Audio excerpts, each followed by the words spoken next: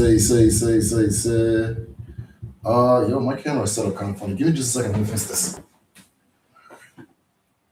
There we go. Okay. No. I don't know who messed with this. Okay, all right, whatever. Ndewo, we are live. This is Derek O'Farrell with the Medicine Shell. This is Ask Me Almost Anything. Ask me something off the wall. That might be where the almost steps in. Otherwise, I'm here to answer any questions as far as ancestral thought, ancestral spirituality, most specifically Igbo ancestral thought known as Odinala. Once we get 10 people in here, we'll go ahead and begin. Somebody messed with my setup. But yeah, once we get 10 people in here, we'll go ahead and begin. For those of you who are new, my name is Derek Ofarinwa. I teach Odinala, which is Igbo ancestral thought, spirituality, and tradition. If this is your first time seeing this live, hit the subscribe button ASAP. There is a link to the Patreon up top. Let me see if I pinned it. Okay, yes, it is pinned. There's a link to the Patreon up top on the Patreon, which is patreon.com/themedicineshell. We have full access to my research library, which is hundreds of books, research studies, articles written by different DBS and Ziz researchers, historical stuff in there, all types of stuff. So it's what I use to learn what I learn. So if there are topics that are interesting to you, hard to find books, hard to find writings, things like that. We also have a lot of exclusives in there. So there are videos you're going to see in there that you're not seeing anywhere else. And in fact, I need to upload one tonight from our last group study. And then, yeah, more than that. So once we get 10 people here, we'll go ahead and begin. Patrons also have full access to our traditional medicine class. Those of you who have the calling to be a healer, or maybe you're just curious as to how the traditional healing arts work. If you want to go really, really in depth as far as Odinala goes in ancestral science, we have a traditional medicine class at the highest tier. You can walk in for free. Otherwise, you can sign up at www.kedu.me. And then we also have the Igbo language class. So if you've told yourself you're going to learn the Igbo language this year, we have the most effective Igbo language program on planet Earth. I can say this all I want, but those of you who have taken the class, just, if you want to type a little review for the people, so they know how well it works or how well it doesn't work. I'm okay with you being completely transparent. Then cool. Otherwise, let us go ahead and begin. We've gotten people speaking Igbo within 3 months. So yeah. Once we get 10 people, we're going to go ahead and start. Who is all in the house? Right now, I see 4 people. Who is all in the house? There are people in the house who have not said anything in the comments. I don't know if I turned the comments off. I hope I didn't. So if you're in the comments and you, yeah, let's go. Let's do this too, because it looks like it's going slow today. Maybe today's not the day. If we don't get 10 people within 10 minutes, I'm gonna go ahead and shut this thing off. Get some well needed sleep. Otherwise, I really look forward to this conversation. So we got 10 minutes to get 10 people. Let's see if this thing actually happens. We've got 6. We have gone to 5. If you want to make this thing happen, grab this link, post it wherever you can. Post it on the Facebook. Post it on the WhatsApp group. Post it on Instagram. Send it to the people in the group chat. Everything you can to get the people in here. Post it on Instagram. Let them know that the Medicine Shell is currently live.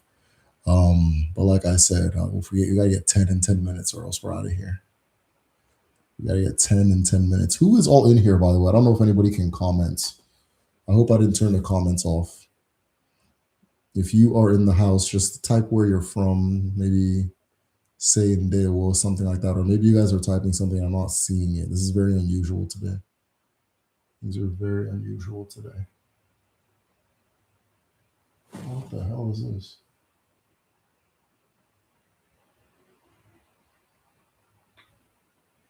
Once we get 10 in here. There you guys are.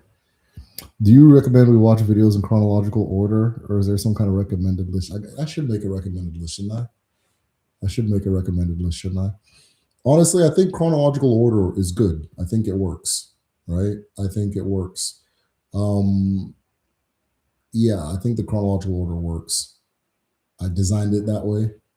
The older videos, I haven't gone back and watched them, so I don't know if like the audio is up to par and things like that. But they're good. So yeah, try chronological order. I think I should make a recommended list though. There will Harlem in the house. Harlem in the house. What's going on, Harlem? There will rock the fro. Greetings from Baltimore. Be more in the house. They will chime in from Long Beach, Cali. Udo, do, do, do, do. Okay, we got a good spread. I like that. I really like that. So we have 10 people. We say, or yeah, let me see your bells. All right, Kaibido, let us begin. Okike keruwa, ala bwala, ala nne mmadụ na nne mmụọ, ala nne na-enye ndụ na-enye nke ọma dị n'ụwa, ala isiri bịa, ala isi elo, ala kere mmadụ kere mmụọ, ala na-enye, ala na-adị, ala dị mma, ụmụ gị abịala. Eji m ọjị n'aka na-ekele gị. Ana m ekele ndị eke, ndị orie, ndị afọ na ndị nkwọ, ndị mbụ na ndị egede, ndị mmadụ na ndị mmụọ. Owu obiọma ka m jikwere na-ekele mmụọ na-esoro anyị na mmụọ anyị na-eso ebe anyị na-aga n'ụwa. Ana m ekele ndị ọkpụ na ndị ichie nke na-edozi ụwa, nke na-esoro anyị, nke na-echebe anyị, nke na-eziga anyị nke dị ụtọ n'ụwa, nke dị ụtọ na mmụọ, otu anyị na-aziga ha nke dị ụtọ na mmadụ. Anyị bụ otu obi, otu aka, otu mmụọ, otu akọ, otu uche, mana nke ọbụla ị na-afụ otu a bụ nke Chineke kere ka ọ dị n'ụwa. Otu a ka ọ ga-adị n'eke, n'orie, na afọ, na nkwọ. Ise. All right, let's go ahead and begin. So the way it works is this is Ask Me Almost Anything. I think the lighting is different. Something's different about the lighting. Anyways, yeah, this is Ask Me Almost Anything. You keep asking the questions and I will answer. Once the questions run out, I run out. So let's see what we got here. I'm gonna fix my lighting. Give me just a second because there's like a shadow. All right, let's see what this looks like.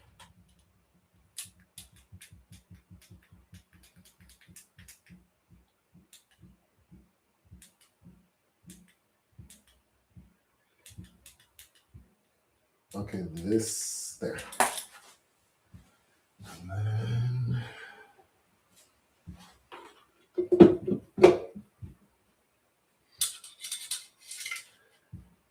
living in a bamboo hut and a little seaport town. Brother Joe and another one.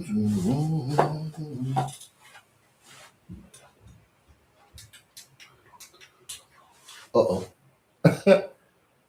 Nah, there we go.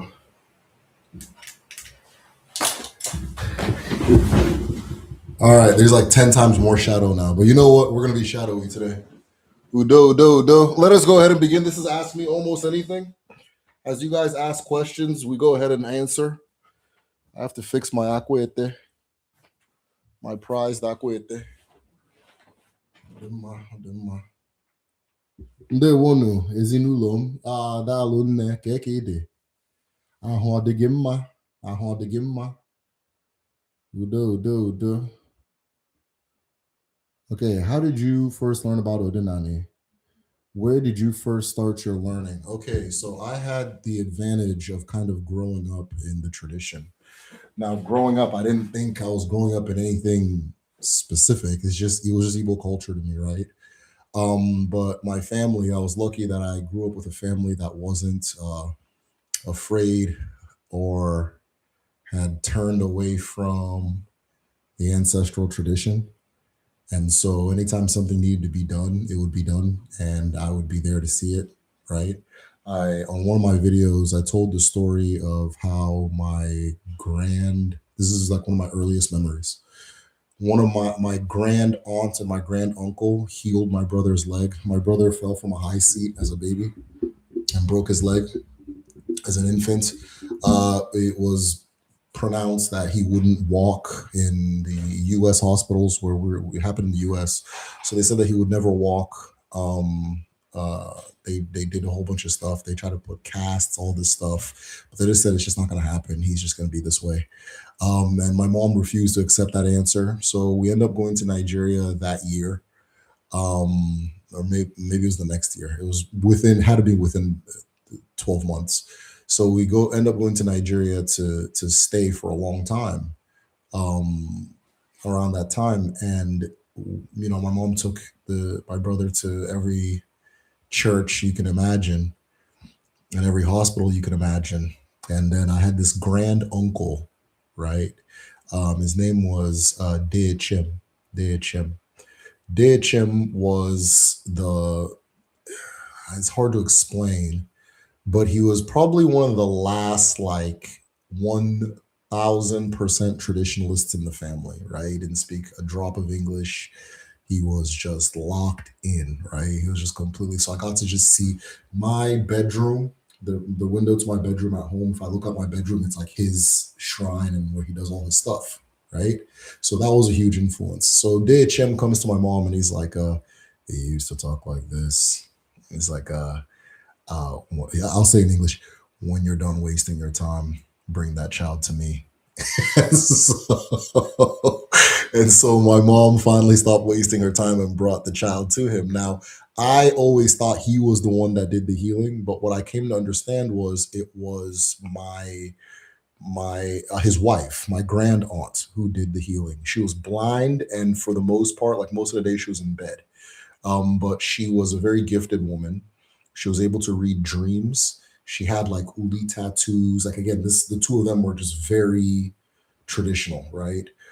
Had all these uli tattoos. He's like my grandpa's youngest uncle, right? So a generation, like way back, right? So he she was giving him the instruction. According to my mom, she was the one giving the instructions, and he was doing the steps. And they found out that in the past life, my brother had when he had passed away. He passed away young. He was one of my younger uncles, good looking guy, sharp, had the whole world ahead of him, and he passed away young. He came when he came back. He was upset. They said that his he was upset about the conditions that he died, that he could have been saved by one of my aunts. And they went to her and like, hey, we did, Afa, and this is what it said. We did divination for those who don't know. This is what it said. And she said it's true, and that she got scared and kind of just left him, and then he passed away. And so she had to like atone and make things right with him. And then they buried my brother's legs underground for like I want to say like it was close to like a week. So if it was between 4 to 7 days, something one of those, right? I was probably 5 or 6 when this happened, so it's not something I'm remembering too sharply. I was very young when it happened. And so they buried his legs for days, and we had to be outside with him, entertaining him, bringing him food, that kind of thing. Well, everybody, all the reasonable people in the family I was a little ass kid, so I was always trying to run off and go play, right? But after they did everything, they did a sacrifice. They used a chicken. They did a sacrifice. My grand aunt cooked for him all while he was there. She cooked for him to make things right. The next day, they brought him out. Within I want to say his next day, but I'll say maybe 2 days. He just gets up and starts running towards some rice. And so that was my first, like that was like my most profound first experience with our traditions, right? Um, I think I started off on a good foot. So, like I said, I was fortunate to start off on that particular foot, but that was my introduction. Um, and again, it's just something that's always been in my family. I was lucky to be a lot, or lucky to be there while Deichim was alive, because he was like at the shrine every day. I mean, he wasn't technically a Dibia, but he can do everything a Dibia can do. But he just wasn't an initiated Dibia or anything like that. He was just honestly, I think that's just how people were at that time, right? I just think that's how people were. I don't. That's why I kind of also have a gauge of what the past looked like, right? I think most people just had this knowledge. Maybe there were different degrees of how much you knew, right, or how much you had access to, but he anything a Dibia did, he can do. Same thing with his wife, but none of them were officially Dibias. They're just traditional. That's just what a traditional Ordinala person is, right? And so, yeah, I grew up. I got to see that. We always make sure to share ancestor stories in my family, and things like that. And then, of course, if you live in Nigeria, you're going to hear and see things. So all that combined is how I got to my first introduction. You know, but I was lucky. I was very lucky. I could have been born to a different family. How did you first know about men and their woman? What can you say about reincarnation or returning to this world another being that is not human? Yeah, Rex. So I don't. I have not seen anything as far as Odinala that says a human being will reincarnate into a non-human being, right? I don't think I don't think we have a story on that, right? So if you know something or if you've experienced something, it would be cool if you can share it. But as far as the ancestral tradition goes, there's a general understanding that people return through their within the family. I'm actually studying the Akan system, Makom, and they believe the same thing that people reincarnate within their family, and I think it's a universal African thing that humans reincarnate into humans. I don't think anybody reincarnates into anything else. But if you know something or if you've encountered something, this is all experiential. Experiential. I think I said that right. Right. It's all based on experience. So perhaps you know something, or maybe I don't know. You know that kind of thing. Good question though. I do know that certain people are have a certain link to certain animals. You know what? So yeah, so people do have a link to animals. You understand? And there is this thing where this is me piecing things together, by the way. Nobody told me this. I didn't read this anywhere. So I could be wrong, but I'm not. I don't think I am. But so people have a link. There are certain people who have certain links to certain animals, and it ties back to the nature of their agon, right? Of their agon. You understand?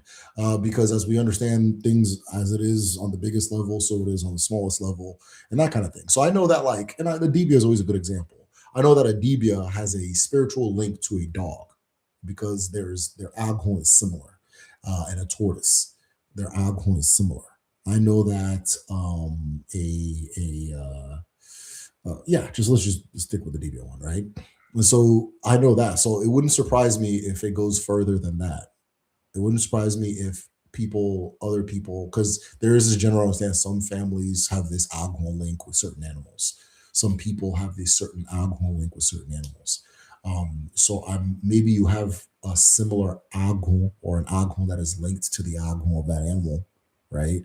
Maybe it's the same force manifesting into the world in these different forms. You understand, right? But that's closer to like if we want to use English, like a soulmate situation, than it would be to like I was a I was a water buffalo in a past life thing. You understand? So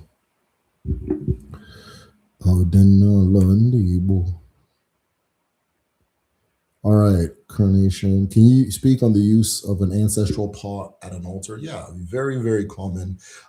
Super common, especially with women, right? Especially with women's altars, or what they call the eku, eku, eku.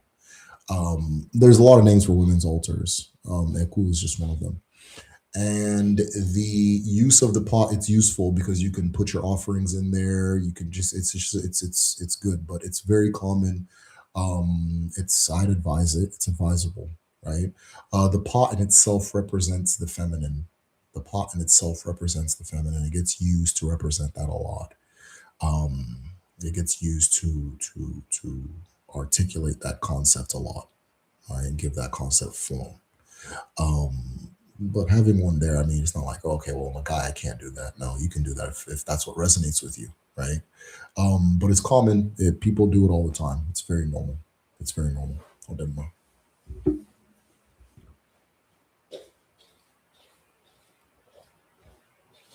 Can you speak on the self-sabotaging spirit? I haven't meant to watch. Yeah, for sure. So the I came to find out about this spirit when I was learning about equincy. Equincy. And equincy are spirits that do things, right? Usually things that you have to find a way to like.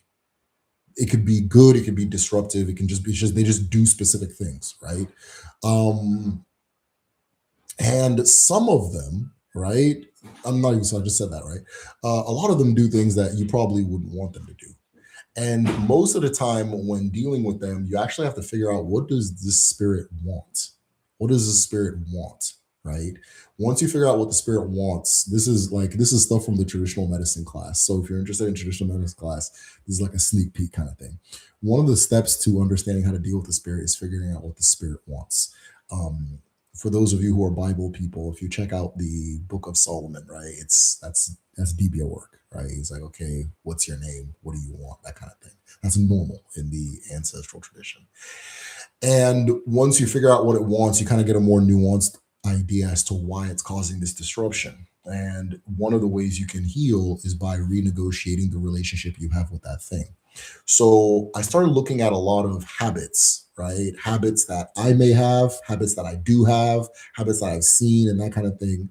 And it's like, okay, what is this spirit, and what does this particular spirit want? And I swear, once you start seeing things from that lens, things become a little more obvious. So what I named the self-sabotaging spirit is wanche, wanche, right? And it's a protector. It is a protector, right? And as a protector, one of the things in traditional medicine class you learn too is how to start identifying spirits and that kind of thing, their nature and all that stuff. So it's a protector, and it's very, very young. It's very, very young, or like pet like, right? And it doesn't want change because it is protecting from a previous wound or a scar. The analogy that I used, because these spiritual things manifest in physical forms. So the analogy that I used is, let's say you're in an abusive relationship, right? And this man comes over and abuses you regularly, and you have a pet dog, and you get out of that relationship, and you and your puppy go to a different town, and you want to start a new life, but every time a man comes over, the the dog gets on edge and starts barking, right? Your dog gets on edge and starts barking, that kind of thing. It's a protector, but it doesn't have the nuanced grasp of relationships that you as a human being does, or a nuanced grasp of your interest that you as a human being does. And so, yeah, I just identified it and I said, this is its name, and this is how to work with it, and this is what it wants, and this is how to understand it, and all that stuff. I even posted a ritual on Facebook. Facebook. Why did I say Facebook? On Patreon. Patreon.com/medicine show. And okay, I think I'm tired. Was a ritual on Patreon, kind of explaining how to change your relationship with it and that kind of thing, and how, like, the step by steps of how to like channel it into a physical form, and then change that relationship. So it was fun for me to do. I did the ritual, and I think it helped me tremendously. Helped me tremendously. I ended up buying a home soon after. you know, I ended up buying a home, but I did have a period after where I felt very unusual. Yeah, I felt strange. I felt like something was missing.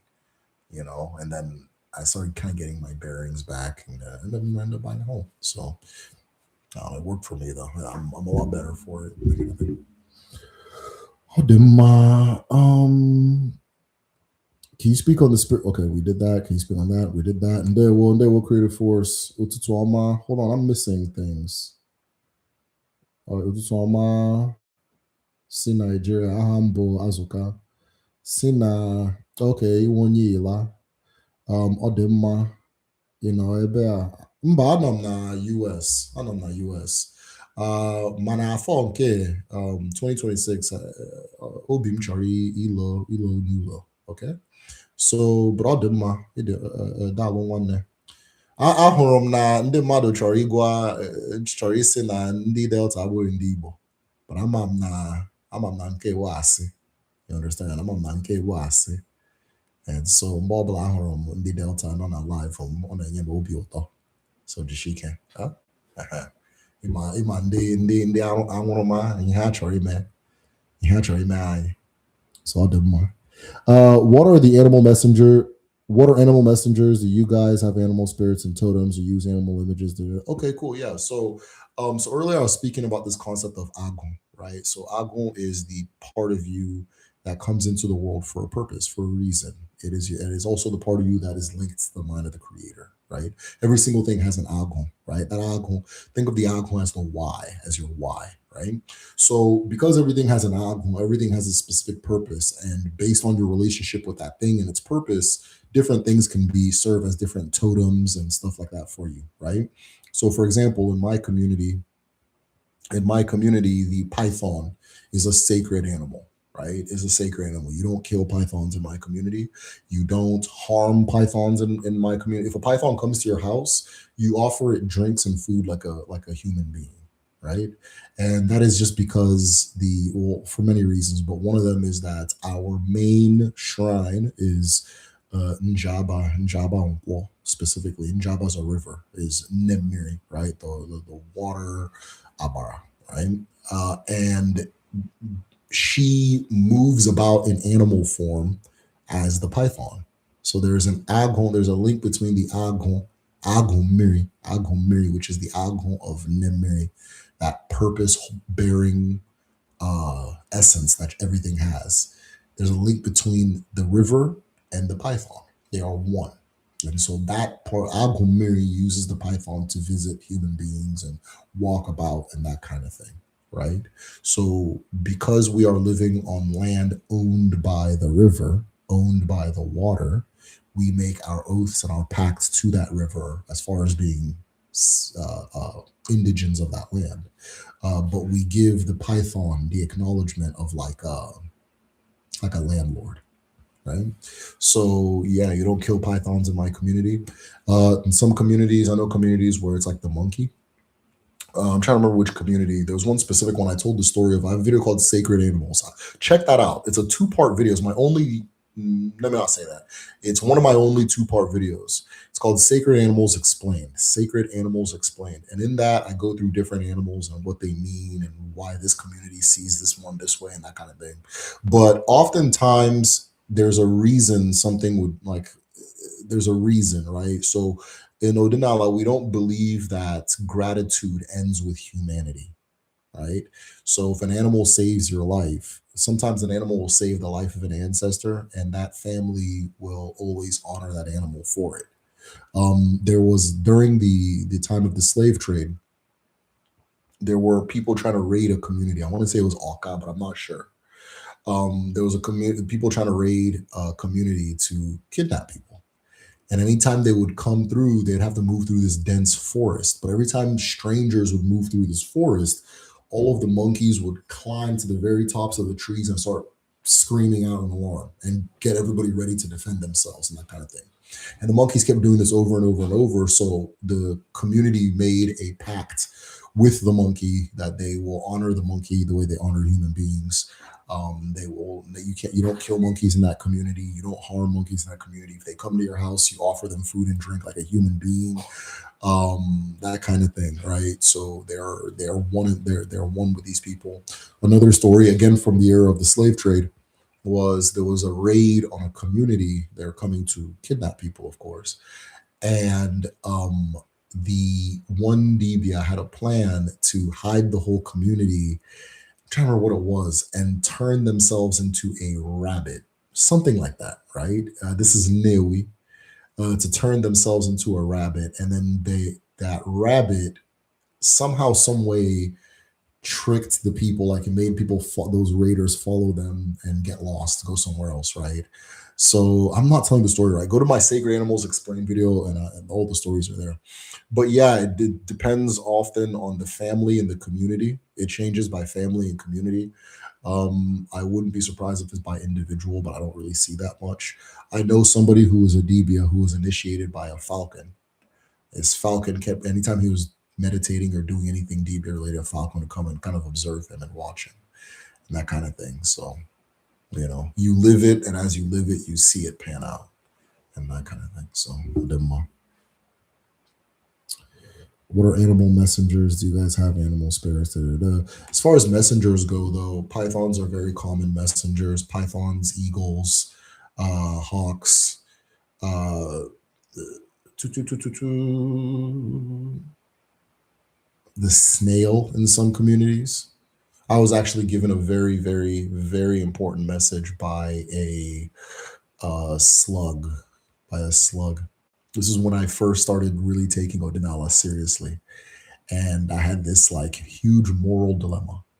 And I went to my altar. I said, "Hey, this is what's going on. Can you guys give me a sign as far as what I should do?" And I went to sleep and I forgot to close you know how you get the screen doors open. And I fell asleep and I woke up in the middle of the night and there was this like thick trail of like slime from a snail. And it started from my altar. It went all the way up the screen and it made these like loop patterns. And then it came back down and it went into the bush. And it was very rainbowy. You know how like snail slime is? It can be very rainbowy, but when I woke up and that kind of thing. And I knew that was the message from my ancestors. So sometimes your ancestors will use an animal often will use an animal to say something to you, to show you something. If you ask for a sign, don't be surprised if the sign comes in by way of an animal. But yeah, that snail told me what I needed to know, and I made the right decision, and I am super grateful for it. Right? So, if I see a slug, you'll never see me like step on a slug or anything like that. Another animal is like the bees. Bees are closely associated with Amadioha. Amadioha. Amadioha is the will of the creator, the father creator. There's a mother and a father creator. So Amadioha is like the will of the father creator in personified in natural form. And Amadioha can manifest as a white ram, like a giant white ram, or it can manifest. He can manifest as bees, as a bee, right? And once I understood that, when bees are around me, and I don't get like, oh, I'm gonna get stung or anything like that. I feel so at peace with bees. I feel so at peace with bees because bees. There's this traditional. Ogun Iwu, which is law medicine, right? They got law medicine at home, right? And there's this particular one that they do where they like you can program bees to identify who is guilty between two people. And by program, you're really not doing too much, right? Because they already have this instinct. But if two people are on trial, bees can figure out who's guilty. And what the bees will do is once they are sent on that mission, they will surround the face and the hands of the person, right? As I'm telling you this, right? As I'm telling you this, probably like, oh, okay. I saw they do the same thing in Uganda, right? They do the same thing all over Africa. In fact, the next video I'm working on, I think I kind of know why they do it in Uganda as well, but that's a wink to the future, right? But they use these bees to figure out who's guilty, who's not guilty, and it's really amazing. It's something that's really fascinating to me. But bees have an association with justice, right? And we understand that justice is an element of nature. It's not just like something human beings make up amongst themselves. It's an element of nature like gravity, right? In fact, gravity is a form of justice, right? And bees can tell who's guilty and who's not guilty. This has been done for hundreds and thousands of years. I see it over and over. Um, Even if you attack a beehive, the bees will skip everybody and go directly to the person who attacked them, right? So you see elements of it just in day to day living. So I did more. Mhm. But yeah, all animals have something, and that something could be important to one person or another depending on who you are and what your purpose is. Yes, I do have links with butterfly, snake, flower, sugar ant. Interesting. The black ant farming group, large quantity movement in my altar. Oh, very interesting. Good. And I'm glad you see it that way too. I've had people ask me, hey, I have this bug that keeps coming to my altar. I got ants in my altar. What does that mean? It's good. It's good. It's good. Right? Life attracts life. Life attracts life. Where you see life, you'll see more life. Right? When life starts going away, all life starts going away. Death begets death, life begets life. So when living things start being a part of your altar, it's a great sign. It is a good sign, right? One of the things that I have to understand is that your altar is very much a living thing. It's alive. That's all of the components of a living thing, right? Some DBOs will call it an artificial living thing, an AI, but it's a living thing, right? And it's a living thing in the sense that it has a physical form and it has a all of the different elements that make you who you are. It's been infused with spirit, it's been infused with all that stuff, with life. And life begets life. So when that thing is alive, all these other living things start showing up too. And that's normal. That's fine. I get bees at my altar. I get bees. Trying to think of other animals that I may different little living things. Spiders, big time. I get spiders at my woo. I get spiders. I have a lot of spiders at my altar. My altar's outside, right? Which is it's a more traditional way of doing it outside. But it's not mandatory or anything like that. Just as long as you get sunlight on it. But yeah, I got a lot of spiders on my altar, a lot of spiders. And there's this part of my altar where you can open, and inside of it, it's just this like thick, like web of spider work, of spider webs and things like that. But I understand what the spider means, and it's significant, and I see it as a huge, huge blessing, huge blessing. So yeah, I got a lot of spiders on my altar.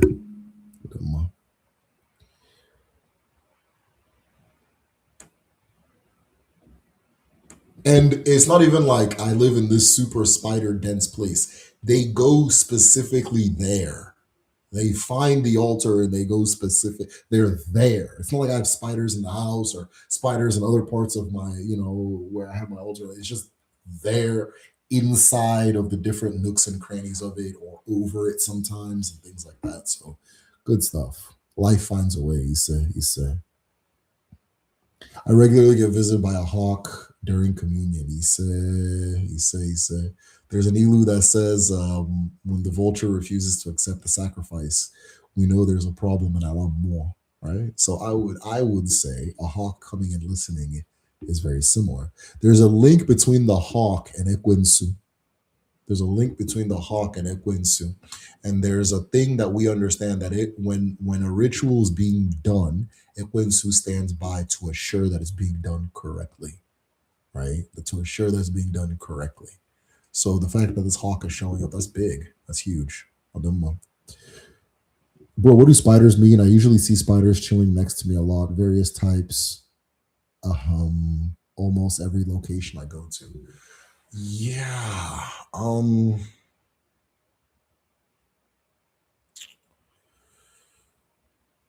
Okay, where do I start?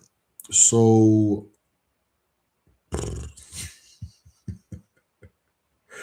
the spider is a manifestation of the universe's healing mechanism.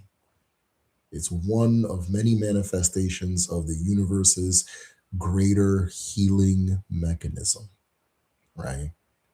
And so if you are seeing spiders, the way I say this is like everything is happening at once. Everything is happening at once. Everything is visible at once. But your chi will point to the one you're supposed to look at right now. So if you're noticing certain numbers, well, all the numbers are all around you. If I say find the number four, find the number four, find the number, and I walk outside, I'm going to see the number four, right? Like when you buy a new car or you get a new car, then all of a sudden you get on the road, you start seeing that car everywhere, and you weren't seeing it before because now that thing means something to you, right? But taking it outside of the realm of consumerism, because you're not buying spiders, right? That mean there's a link between your chi and that thing. That's why I keep showing you over and over. But the spider is a manifestation of the universe's healing mechanism. The At the highest form, it is known as Udide Okanka, which literally translates to Udide Okanka, spider master weaver, something like that, right? Uh, Spider master crafts person, something like that, right? And Udide Okanka is the universe's healing mechanism. It is the one that is repairing the tears in Ogodo Komosu, the cloth of Komosu, the cloth that covers the universe, the cloth that we stand on. In English, funny enough, they have a term, the fabric of existence or the fabric of space time. They have this term in English, and we have that ancestrally too, right? And so the spider is the weaver of Ogadakomosu. The spider is the repairer and the healer on a universal level. And that algo have manifests in all these different forms. And in the human form, it manifests as the dibia or Ezenwani.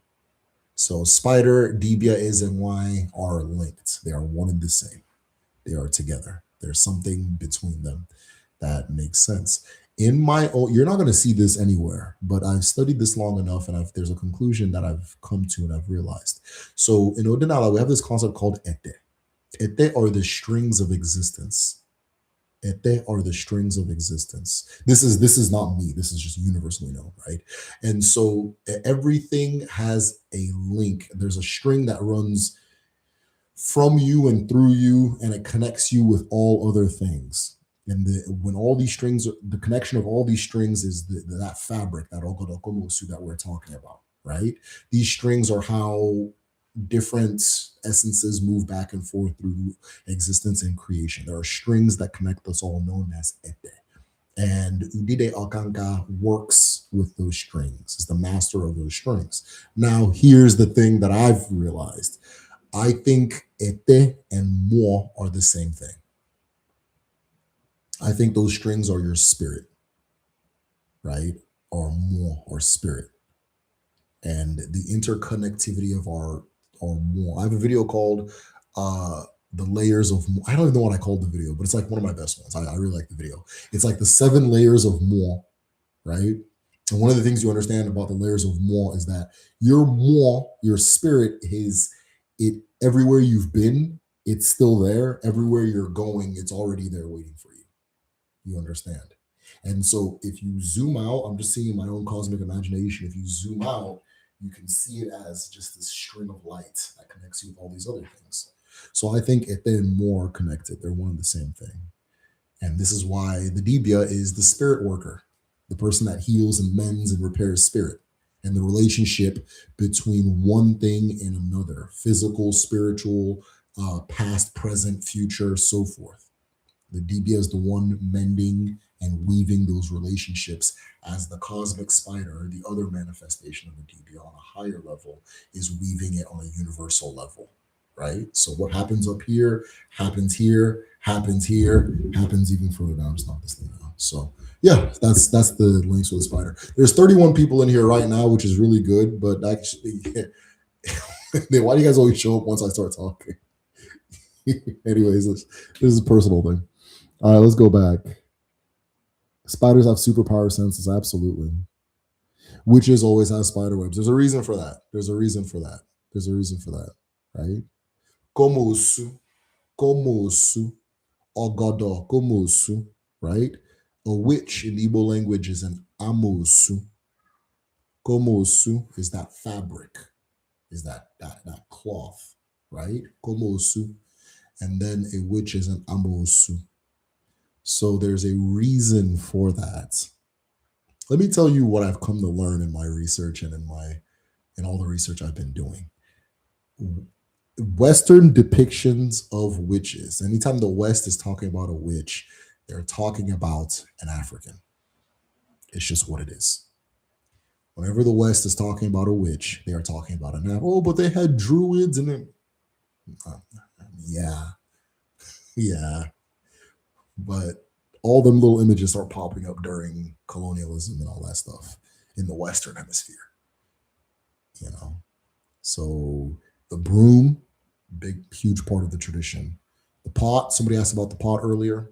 Of course, big part, humongous, humongous part of the tradition. In fact, one of the names for the creator is Udum, Udum, my Udu, which is like a pot. It's like this particular pot. A lot gets, you can do a lot with pots. You can do divination, you can do medicine, you all these different, a lot gets done with this Udu, right? The pots, the cats, where do cats come from? Cats are an Egyptian joint, right? Egyptian animal. You understand? And then, of course, we get into the herbal medicine, herbal healing, all that different stuff. We get into the Salem witch trials and which witch who was the one that they ended up actually trying first and that kind of thing, right? How she was described, right? What she was an Obey woman from the Caribbean. So Obey is like it's like Odinala in Jamaica. It's a Dibia work in Jamaica, right? So zombies too. If you see a zombie, those are Africans. That's you, right? That's you. Specifically, those are Haitians. Zombies are Haitians. I may have a video about it. Just type in like Zombie Island, the medicine shell. You'll see how I explain it and all that stuff.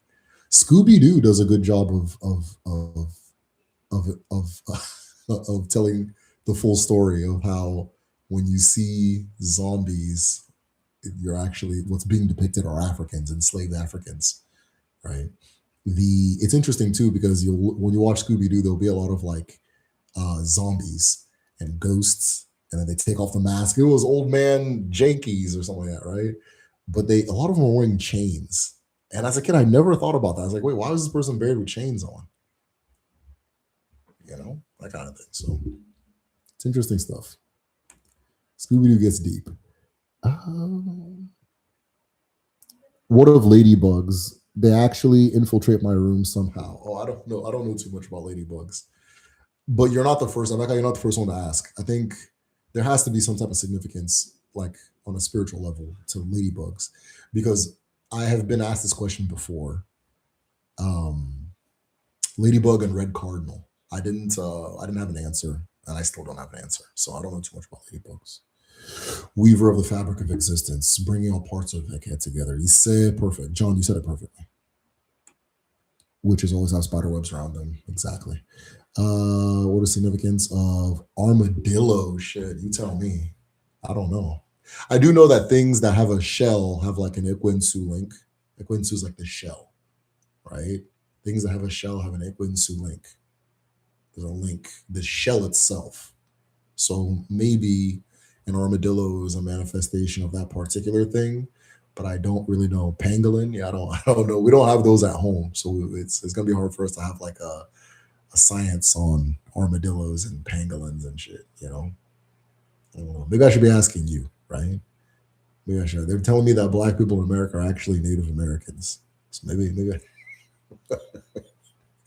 I should be asking you, right? Though I'm sure you don't believe that. How do you spell ete? Ete is ete. Ete. The strings are ete. You got it right the first time. Ekbe, EKPE, are like ghosts, spirits, spirits. So the first thing you said was the strings. The second thing you said was spirits. Your left hand is the akebe. I'm so funny. I would say I spent the vast majority of my life in America, right? But there are some things that I just can't do comfortably just because of the time I spent at home. And I cannot raise my left hand. I'm about to do it, but I'm supposed to feel crazy doing it. I can't do this to people.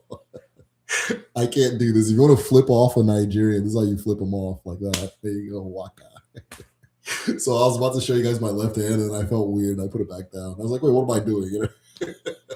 But yeah, if you want to flip off a Nigerian, it's like easy waka, and then they'll go back. You go home, you see people doing these having battles with each other. So Americans go like, "I don't know. Can I flip off on?" Anyways, yeah.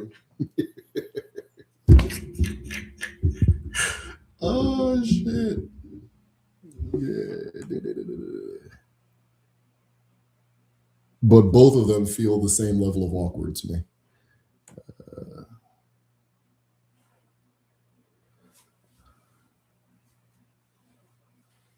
Okay, why do so many tribes? Okay, why do so many tribes, or most, regardless of culture, have some kind of scratching slash cut of the skin? Interesting. Making certain marks, usually with a blade. What's That's a good question. That is such a good question. That is such a good. I do know this, right?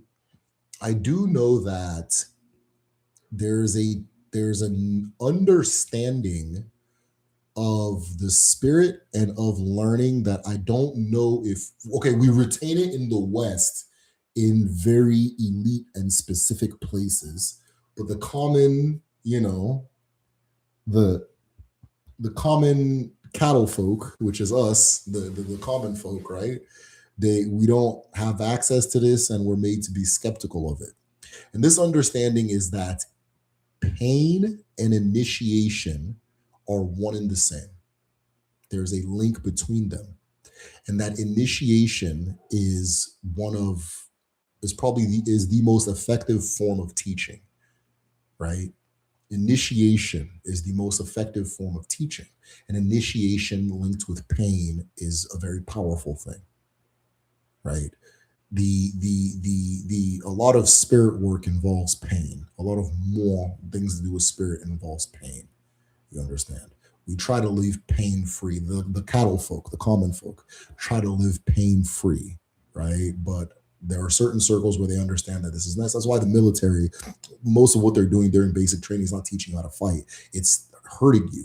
It's to initiate you through pain, right? It's initiate, and then once you're initiated, that spirit, you allow that spirit, the military spirit, to occupy you, to be a part of your spirit, and then it begins to download its knowledge on you.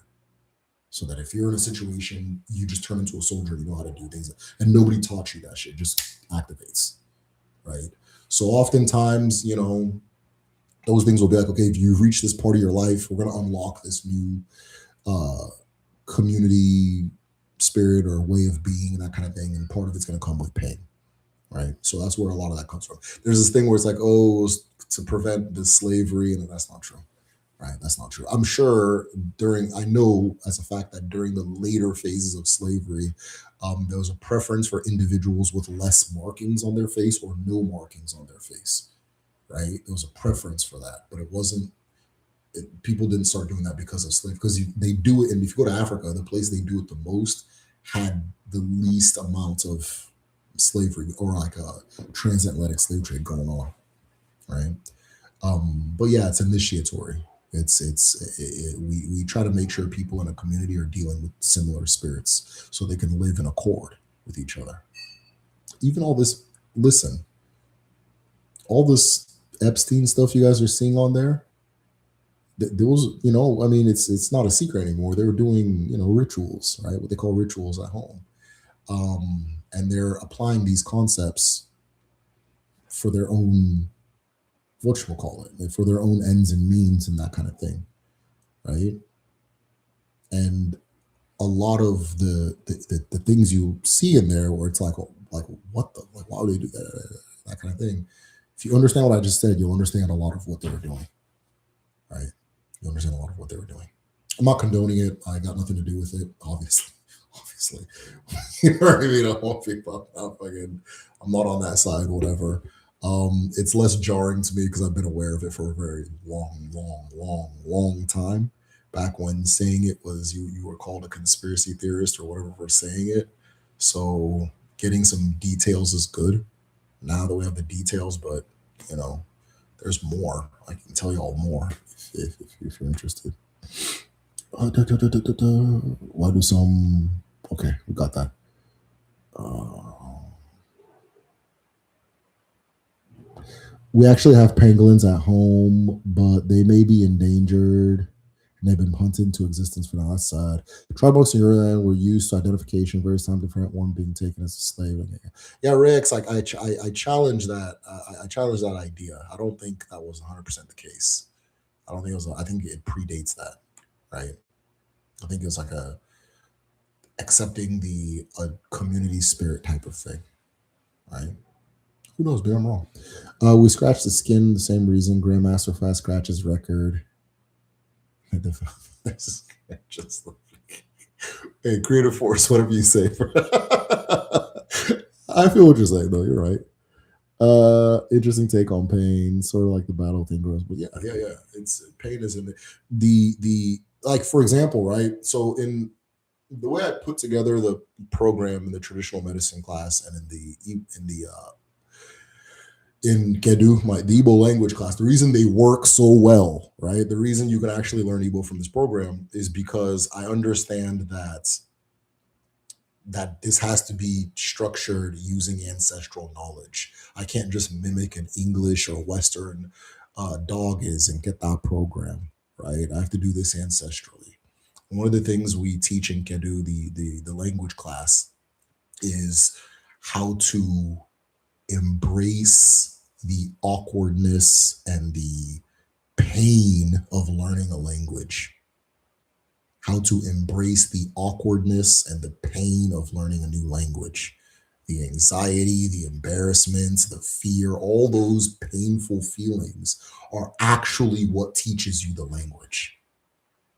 Pain is the actual teacher. When you try, the reason a lot of people have a struggle learning new languages or learning new things is because they try to learn and minimize the pain in the process. But let's do it this way, right? Nobody ever learns how to ride a bike and then forgets how to ride a bike. It just doesn't happen. I would like to see dementia patients, if maybe they do, but I don't even think they do. The reason is because in the process of learning a bike, you're going to fall. You're going to hurt yourself. You're going to be scared. You're going to have anxiety, right? And all of those feelings are your actual teacher. They are your actual teacher. This is why when you go to a new country, you learn the language faster because it's scary, right? It's scary not knowing what's going on. It's scary being left out. It's scary not knowing if they're talking about me. It's scary not knowing if you're going to survive if you don't learn this thing. So, something that you think would take years, you end up doing in like 3 months. Why? Because that pain was the actual teacher.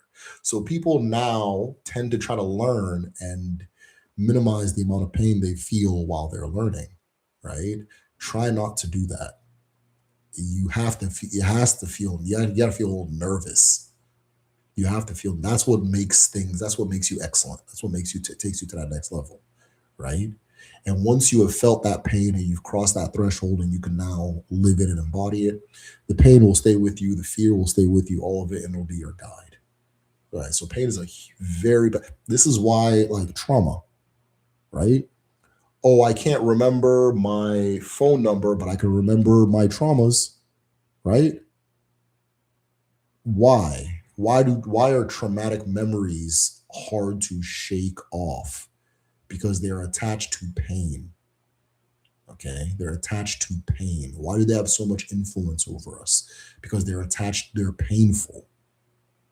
You understand? The things that are not painful, your mind will eventually, your spirit will eventually, okay, let's put this down for now. But the painful ones, why do they have so much influence over who we become and how we act and how we see things? It's because the pain that they carry within them are their teacher. So a lot of good therapists, right? Which it's funny because as Western therapy develops, it starts looking really, really African, right? Really, really African. And a lot of Western therapists understand that part of helping a person with trauma is reducing the pain around the trauma, is reducing the pain around the trauma. And the less pain it has, the less influence over you that it has, the less influence over your thoughts and your behaviors and your proclivities and your understanding that it has, until you can get it to a point where you can now coexist with it. It's never going to completely go away because, again, it's attached with pain, but it doesn't have the degree of pain where it's in the driver's seat, where it's your operative spirit. You understand? Now you're the operative spirit, and it's one of the ones in your orbit, and it's okay. And you're going to learn to live with it and coexist with it and figure out who it is and what it wants from you and its habits and its behaviors and that kind of thing. But it's not, once the pain has been reduced, at least that's not me, right? This is, it's an event, it's a moment, it was a pattern, but it's not who I am. It's a part of my story. Floats in my orbit. It's not the sun. It's not my sun, right? This is what, like, when when you're hurt, when you're hurt, you become possessed by that pain, right? You become possessed. You stop thinking. You can't think. You can't make yourself like pain. When you feel pain, it's hard for you to now start telling yourself what you're going to do and, okay, just think this through and be strategic and all that stuff when you feel pain, right? So we live it. We live these things. The last group study we had on Patreon. So we have like this group study where like twice a month Everybody gets together. We're on Zoom and we just talk about different topics, right? And the topic we talked about, I need to get the replay up. But the topic we talked about last was do not forget what you were about to say. Do not forget what you were about to say. The topic we talked about last was, I'll remember it when it's time. For some reason, that was just not going to happen. All right, back to the questions. My grandmother claimed we are Blackfoot native, but I have more Thai. Why is it always the grandmother? No disrespect. This is not a disrespectful question. But why is it always the grandmother? It's always the grandmother. Everybody's grandma says that, it seems. So what is that? I wonder what the history is on that. Right? You guys might be. We actually have penguins. Okay, we got past that. Tribal marks in Yoruba. Okay, we got past that. We scratched. Interesting take on pain, sort of like the battle. Okay, cool. I'm a conspiracy theorist. Like, yeah, of course.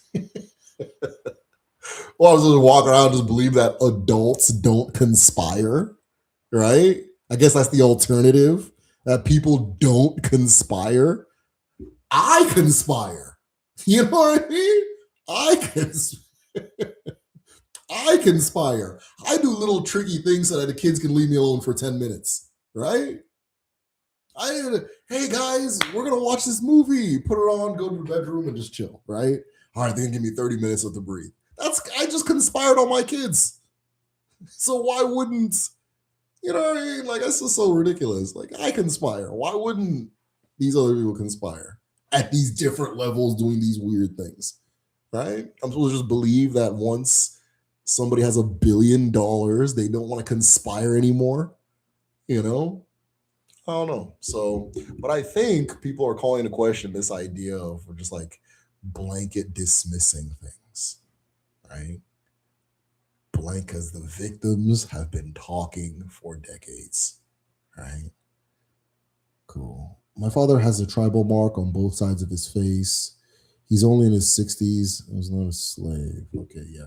So, Emeka, if you're Igbo, are you talking about the ones here? Like right here? Right? So those aren't tribal marks, right? If those are what you're talking about, a lot of people think those are Igbo tribal marks, and they're not. That is medicine. So your father is probably a handsome guy, and sometimes the parents back in the day, just to be safe from the child being obanje, they will put two marks here because obanje doesn't like facial desecrations, right? It doesn't like facial any scars, right? So one of the ways to get rid of an Obanje spirit is to scar the face somehow.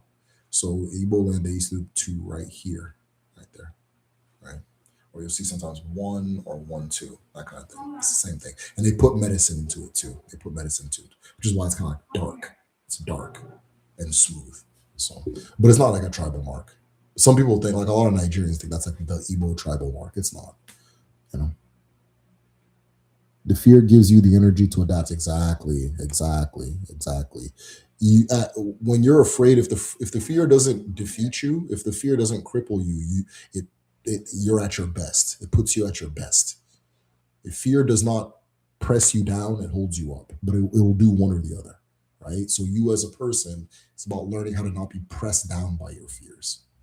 Once you feel the fear, like, all right, this is fuel. Let's go, right? Let's go.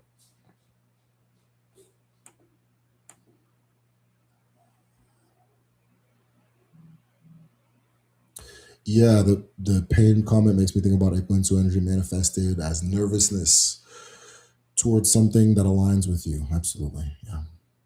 Pain includes discomfort, 100%. It's painful to sit in discomfort, but it's where you learn about yourself, 100%. 100%. I think the hardest thing to do in the modern world right now is to find and embrace discomfort. Is to find, because we've gone so far out of our way to make sure that people don't feel discomfort, because we decided discomfort equals bad, pain equals bad. Not really. All those things are necessary. They're all necessary. They're all part of life. They're all part of living. right? And so now we're learning, okay, our food is too soft. We used to think that the softer the food, the more civilized, because only a savage would eat hard foods. Because why would you make your life hard? Why would you choose it? Well, it turns out that if you don't chew hard things, your teeth fall out, they rot quicker, your jaw doesn't develop, mouth breathing, slack jaw, all that shit. They used to make those diagrams where they're like, like there's this back in the white supremacy days, right? And they used to make like the diagram where it's like a chimp. There's like a black guy and his jaw kind of juts out like this. And then it's like a white person and his shit's like caved in. It's like caved in. And now they've come to find out that if your jaw is like that, you have a serious problem, right? But that's actually a really bad thing. And it's going to make you breathe out of your mouth. You can't close your mouth. You get the worst thing you can do for your mouth is mouth breathe because you get cavities. I want to say that's the number one source of cavities is actually mouth breathing. It's not even from not brushing your teeth. It's from doing this all day, right? It turns out that shit wasn't good. Back in the day, they used to say, "How we're the mouth breathers." You Africans breathing out of your nostrils. We're the mouth breathers. We have the inverted jaws, right? We got the look at these Africans with it. They used to make fun of black women because black women's back like spines curve more than everybody else's, and they used to say that was like a sign that they were inferior. And it turns out that that's literally how you're like that is how a Homo sapiens backbone is supposed to be, right? You don't see a lot of old black women that are hunched over, do you? With that big ass hump of fat right here. You don't see that because their back is straight. That's why you can put a basket at home. You put a basket on somebody's head and they just start walking. And it's fine, right? It doesn't fall over. You understand? But back in the day, you say that was like a bad thing. Now they figured out, scientists have now figured out it's good to have a backbone that makes you stand up straight. You know what I mean? So yeah, like I said, I always say these people are not a credible source of information. Very sentimental. They're just trying to get their bars off. They got one bar. They just want to say the N word in different forms, right? So okay, I get it. That's what you're on. Okay, I get what that. Don't be listening to these people, right? This is good. It turns out it's bad. It's not the first time we've seen that happen before. I don't know how I got on this rant, but yeah, the discomfort, right? So that's another one. So we try to form this society where we're just like no discomfort, no pain, no discomfort, no pain. We're figuring out that no, you're not supposed to do that. You're supposed to feel discomfort and pain. That's just the human experience. So now we're trying to dial back and have all these forced discomforts and these artificial versions. You ever see them stupid ass learn how to be an alpha male. Come to the alpha male camp. And you'll be in the mud and some fucking dude will be stepping on you. Like, yeah, you take the pain, you're an alpha male. Like it's like literally the most submissive thing you can ever do on planet Earth. Is you learn how to be able to go to alpha male camp and have some guy yell at you while you lift shit. That's the most beta imaginable thing possible, but whatever. But all those are even like gyms, which they're not bad. Gyms are not bad, but it's all artificial, trying to cause yourself to have pain. Because we now learn, oops, you are supposed to feel pain. It's not a bad thing, right? That's why when you look at the way our ancestors deal with like spirits too, right? Even Adjommo, even they'll call something Adjommo, which is evil spirit, but Adjommo will come out and hang out with people and dance and celebrate and things like that, right? Because these things aren't supposed to disappear. They're not supposed to not exist. Who are you to say that it's not supposed to exist? Right? It is. Just you, what we believe in is finding a way to coexist with it. Coexist with pain, coexist with discomfort, coexist with death, coexist with everything. Right? We think that's healthier. Now, for 400 years, I see that they use that to say that we didn't know what we were doing. And now they're slowly trying to dial back. They're slowly trying to dial back. Oh, kids' sports are too soft. Next, they're gonna be like, kid, we need to start putting what scientists have figured out that you need to cut a line on your kid's face. You know what I mean? Like scientists keep figuring out some bullshit, So I did my back to what I was saying. Pain equals I said no pain, no gain, no pain, no gain. Yeah. Get swole. Yeah, right? Yeah. Where are we at? What do they say for the best workout is work yourself to exhaustion? You're supposed to get tired. You're supposed to get tired. Shared generational trauma causing internalized anti-African preference. Native American myth is so pervasive, ahistorical for us. It's parasitic. Yeah, yeah. Yeah, it's getting insane. I don't think, listen, all this, I know it's always existed, but there's a way that it is being proliferated right now that is very artificial. This shit isn't real. It's really artificial, right? It's always existed. It has always existed. I grew up with a lot of Black American people. I mean, not a lot. I was in Nebraska, but I grew up with a reasonable amount. And I'd say about 30% of them has a We're Native Americans story. This is as a kid, right? But I'd have to dig to get that, wouldn't I? It's not something you just walk up to a Nigerian and start telling them. That's weird, right? But right now, any social media I go to, block another one, block another one, block another one. I'll just be blocking for weeks. I don't even, at this point now, it's just whatever, right? It's very artificial. It's very, again, all things are happening at once. So the one that all of a sudden your face is being pointed towards, and I'm not going to say it's my chi doing it. I'm going to say it's my chi doing it, right? All of a sudden, no matter what I click, this is what my algorithm thinks I want to see, right? It's very artificial. And I did this on TikTok. I was like, hey, everybody, what's something that the algorithm is showing you that you don't want to see? And all the Black Americans were saying Africans talking crazy about Black Americans. I don't see that at all. I don't see that in one time. I don't see that at all. I see the opposite. And then the white people commented, I keep seeing that Black people invented everything. It's like, this is interesting, right? This is the only people who had positive algorithms, from what I was reading, were white women. And I'm not saying white women did it. I'm not saying they're the ones that set this thing up. But I noticed that the white women would always have like, just stuff about insert whatever I'm interested in. It was very individualized. But everybody else is like, always something. A lot of the women were getting like things putting down Black women, right? Things putting down Black women. People that didn't like interracial relationships were getting interracial relationship stuff. So yeah, it's not. Maybe it's the pain thing, right? Maybe they know that they can keep you engaged on the app if they sting you a little bit, right? They can really get you on there, hook you in there, they tss you a little bit, and they're gonna find whatever it takes to tss you and do that, right? Now, I wish they would know I don't. That's not gonna bother me. Somebody saying they're Native American, right? Maybe they are. Yes, misfire. You know what pisses me off? Social media, if you're listening. What pisses me off is when people eat Nigerian food in a crazy way. That's if you want to piss me off, show me that, right?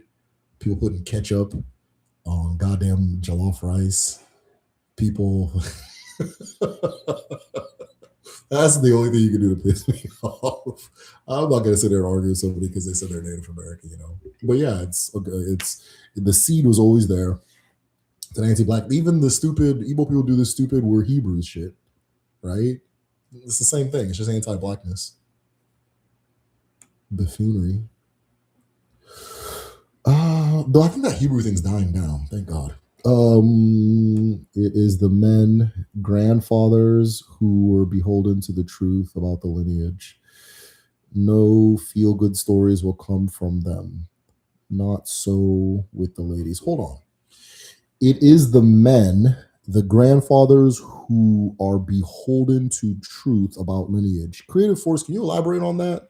Because I do wonder why it's always the grandmother. It's always the grandmother. My grandmother said, I'm wondering if that's back in the day, that's how you said you were cute, right? Because I think Black Americans think very highly of Native Americans. I remember I was sitting there one day with my friend's wife. And she was just going on and on about how she just loves Native Americans. I was like, God damn. She's never met them. She's never met them. And I mean, yeah, it's good. I always love hearing one person speak good about a group that they don't belong to, right? So maybe back in the day, it was like I mean, I'm sure it was a flex, right? They got the good hair and all that shit. It was that documentary Good Hair, that kind of thing. So I've heard people proudly say they got a little Indian in them, you know. So maybe back in the day, that's just how you said that, it was like a flex. It's how you said you were cute or something. I don't know. I don't know. But it's always the grandma. It's never the grandpa. Not that the grandpas weren't saying their own shit. Right? Maybe they were saying something else. You know, maybe they're the Moors. Right? The grandpa's telling you you're a Moor. The grandma's telling you you're a Native American. I don't know. But we have the same thing in my community too. Unfortunately, it's very embarrassing, but we have the exact same thing too. Right? It's just it pops his head up every now and then. It ruins what we got going on, and then we got to start rebuilding. Right? So it is what it is. Where are we at?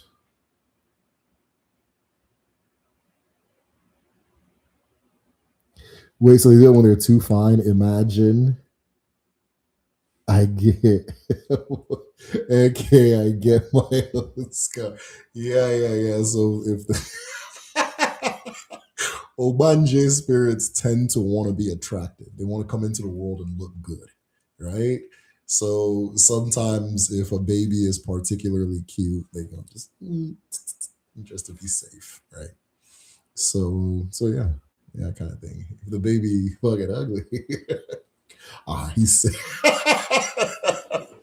right. Yeah, so yeah, that would happen very often, right?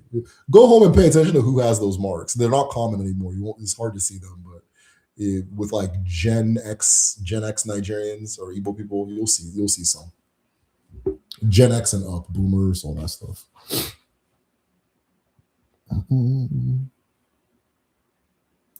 I'm not really subscribed to race being there. Now, honestly, let me tell you the truth. All this astroturfed diaspora wars and things like that, it really has helped me let go of that concept of race, and not in a bad way, not in like I don't like these people anymore kind of thing, right? But it has let me let go because I see how much confusion it's causing, and it is ignorance, and it is just a person who's ignorant taking a guess at how the world works, and a guess that happens to favor them, and it just isn't that kind of. So I don't really get it. For layman's terms, sure, I'll say like, okay, we're black, but we're really fucking African. And when you quit saying we're black, we're African. I think black is just. I think all this bullshit are all just different ways to avoid saying you're African, which is ridiculous, right? It's the same thing where it's like the person with the normal jaw. Oh, he's got this. What you want is a stupid inverted jaw. That kind of thing. That it's the same thing where all of a sudden the person not claiming they're African, like bro, I love it, right? But just on paper, if you were AI, I literally asked AI if you can come into the human body, what country would you be? Kenya. I'd be a Kenyan. Why would you be Kenyan? They're literally overpowered. Oh, okay. You know what I mean? Like, what are you talking about? But whatever. I'll wait for everybody to just, turn off the little coon chip and just get their mind, just look at things for what they are. Wow, every single person I celebrate is from this particular ethnic group. But I'm going to go out of my way to make sure that I'm kind of not a part of it. Okay, dude. All right. No problem. You understand, right? All right. You just watched, what was that, the Super Bowl? It was like, what, 4 Igbo kids in there? We're not even up to like 200,000 in this country, right? And then I was like, oh, I'm not that. Why? You know what I mean? Oh, I'm not that. I'm actually a Hebrew. I've never seen a Hebrew dunk a ball. let me just leave this shit alone, bro. I think being an African is a flex, right? And when I say African, I mean African. No, I wasn't born African. Stop saying that stupid shit. African, right? I think black is because it's like this. You see an Asian, you say they're Asian, right? You don't say, oh, it's a yellow. I'm hanging out with the yellows. You don't say that, right? It'd be kind of weird, right? Right? Or I'm going to go to Yellowtown. Oh, you mean Chinatown? No, Yellowtown. Get some yellow food, right? You hear that? It's like maybe this person is trying to obscure the fact they're from Asia. Maybe they don't want to say they're Asian. And why wouldn't you say you're from Asia? It's a flex. It's a flex. Being an African, if you haven't noticed by now, is a flex. It's literally all good shit. It is all good. Like, oh, I'm actually all right, if you say so. All right, so I realize this shit is a flex, right? And so you can't knock me off this. Oh, okay. I have two eyes. I'm seeing what's going on. I see who's who, right? I see who's who. You know, you guys can be on that, sure, but I'm over here. When you're ready to come over here, we can talk, right? Like, anyways, and then they don't rant too much. In fact, I'm probably gonna return to this rant. I'm really heated right, right? I'm really heated right now. You know what I mean? Like that's just a dumb thing to be ashamed of. You know what I mean? Yeah, I'm part of the consistently intelligent, good-looking, hyper-athletic, very healthy ethnic group with amazing skeletal structure. What? What? Yeah, we're like, a minority in this country, but we produce 90% of the culture for some reason. But I'm not a part of that. I'm actually a Chippewa. Get the fuck with that shit, bro. I don't know, man. Like, I don't like it. The world is like this. This is what. That's if you guys really want to know what drives me. The world's like everything's just upside down, right? You gotta learn for 400 years, somebody whose jaw is like convince you that this is how you're supposed to look, right? And if you don't, then you're fucked up, right? And then that person found, oh, it turns out you're not supposed to look like that. Okay, okay, right? Okay. I don't know, man. It's just upside down, man. The things you guys consider are flexes and all, it's just crazy, bro. Like it's just crazy. And eventually, people like the scientists now say it's cool to be very good looking and athletic and hyper intelligent, very intelligent and incredibly creative and just literally exist for millions of years. You know what I mean? Just that kind of thing. And it's just the National Geographic now says it's a good thing. Everybody goes, oh, okay, it's a good thing now. Black excellence. Fuck out of here, dude. I don't know, bro. I don't know. I don't really look at who's that guy. I'm trying to think of one. I don't look at Michael Rappaport and say, okay, yeah, that's what I want. Like, if I can just be that. If I can just be that. Right? But again, the world is like this. Everybody's brain is like this, right? Maybe it's white supremacy. Maybe it's colonialism. Maybe it's all that shit. Maybe we just choose stupid, right? I think we choose stupid. I think stupid has appeal, right? I don't get it, but I'm unusual. You know what I mean? I'm unusual. I don't get it, but I'm not really regular, right? I don't know. I don't think the people in the comments are, you guys aren't regular. You're not regular. You know you're not regular. You know? I don't know. I don't even know how I got off. Oh shit. Yeah, my mom got a mark because they thought she was Obanje, but she despises those practices. Yes, yes, yes. They are too. Honestly, a lot of the things around Obanje are very ignorant and very annoying. They're very, very annoying. A lot of people that turned away from Odinala were probably annoyed out of it by people doing Obanje nonsense, right? So I don't blame your mom at all. I don't blame your mom at all. My mom was accused of being Obanje too by some old lady that she felt was being jealous of her because my mom went to school and that woman didn't. And then my mom would come home and like start teaching kids the different things she learned in school. Then all of a sudden, this lady comes with this dibia and was accusing my mom of being Obanje. And they were trying to tell her to find her EUOA, which is like a stone or some type of amulet that's buried in the ground. And she's like, what the hell? And like the woman was like beating her and yelling at her and things like that. So yeah, yeah, Anyways, Olivia, I can relate. My mom went through the same thing. Obanje, she despises those practices. I always found it fascinating, though. That's why I'm here. LOL. Yeah, same. And my mom is not like super against it, but she understands that it's not all just like a lot of it is some BS. So either her mom has a child without consent to act with a white employer, or she was a night worker. Oh, ho, ho. Either way, a lie comes up why this child is lighter than the rest. Oh, somebody said something similar, but you added a different dimension to it just now. Somebody has said something similar. I've heard something similar, but you've added a different dimension. Interesting. Interesting. Because I always wonder, why is it always the grandmother? My great grandmother was not a sex worker. There was, however, SA like many in the that's what I heard. That's what I heard. In the lineage following pale people come from, that's what I heard. Indigo, do you have, hold up.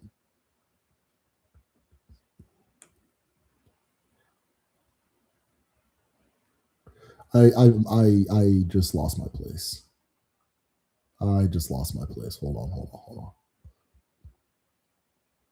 Okay, let's go back. This is a good. You guys are cooking right now. I like this conversation.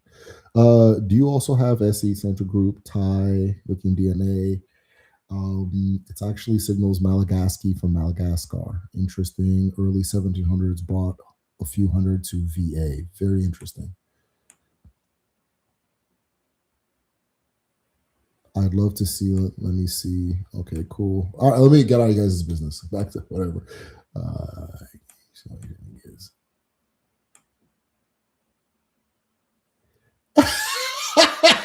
Do you swallow the fufu or pounded yam? I swallow it. I swallow it. I don't chew it. I don't chew it. I don't chew it. I don't chew it. What are you guys even chewing?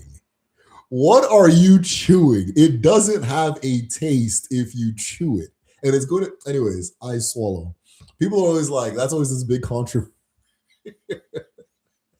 But Chinua Achebe says that once something leaves your land, you can't, what's the word? I don't know how he said it, but once something leaves your land, it's no longer, you no longer have say in how it's used, right?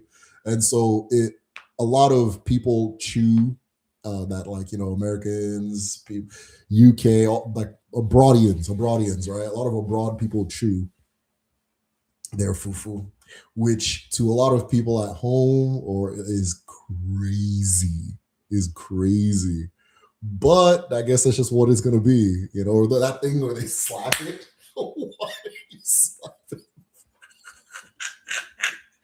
Oh shit! But it's cool, it's cool. I'm sure somebody, Let me put it this way. Okay, so I swallow for everybody swallows. They call it swallow, right? It's just called swallow. Uta, right? Swallow, right? And so there is a curve though. There's a curve. So like, you ever see like a bell curve where it goes like this and then it comes back down, right? So beginners swallow. Oh no, I'm sorry. Beginners chew, like little babies and kids and stuff. Babies and kids chew and then go swallow. Then you get really good. And then like the other on the other side of the curve, like the elite, they go back to chewing, right? Now I'm not encouraging chewing behavior, because if you're chewing as a beginner, it's like a baby thing, like a baby. How's the best way to explain this? The swallow, the fufu, as everybody calls it, the fufu is like a spoon. Does that make sense? It's like an edible spoon. And so you use it to collect the stuff, and then you swallow. And then if you're kind of good at it, you can swallow it and then keep the stuff in your mouth and then chew the stuff, like the stuff that's in the soup, right? But the chewing of the gari is good. I've seen people eating the gari. Well, it's kind of bland. Like,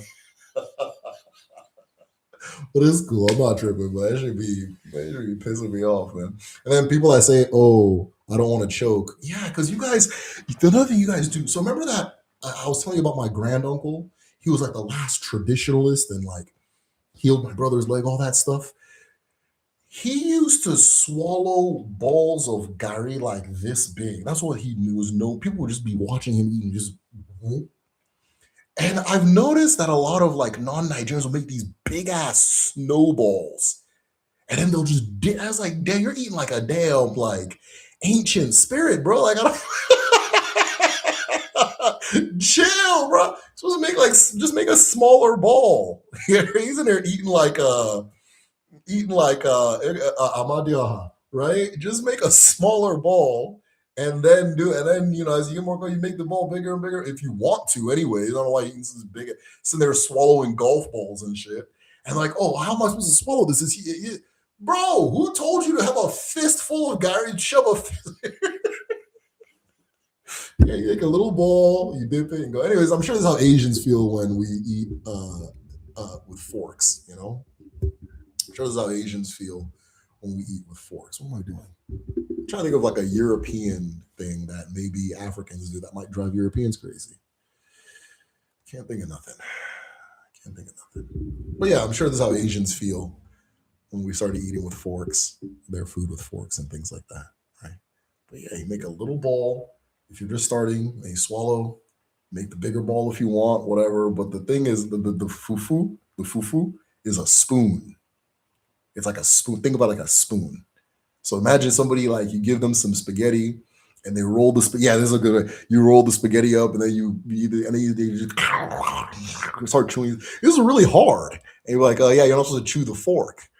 And it's like, well, I like chewing the fork. A lot of people are like, well, I like chewing it. Right? It's like, all right, you gonna tell someone who likes to eat spoons that they not to eat spoons, especially if it's an edible spoon. I mean, go ahead, sure.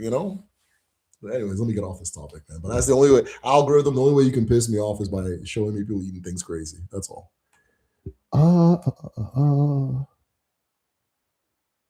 It was a flex for women to say that they had Indian, especially when they were light skinned and didn't have a dad around. So they also had to explain why they had no father at the time, where everyone had one. Interesting. Interesting. That makes sense. That's kind of what I assumed. I assumed it was a "I'm not one of you Negroes" thing.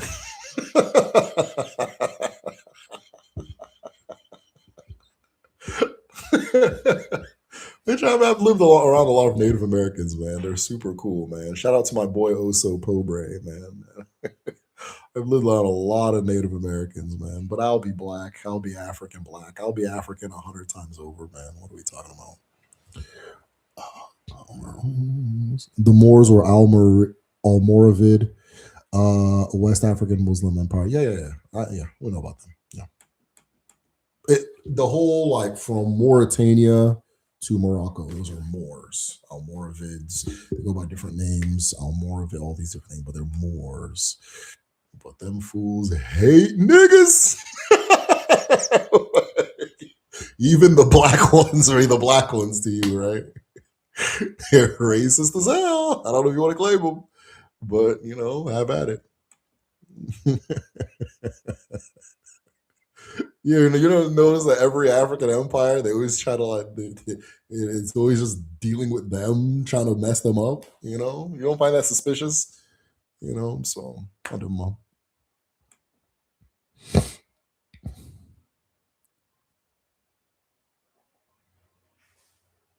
Whites also made jokes about Indians and Africans both being the same thing. Savages, Africans in America internalize that and repeat it to their yeah. So I think it's like one of them is the noble savage and one of them is the not noble savage, and they want to be noble savages, right? Which okay.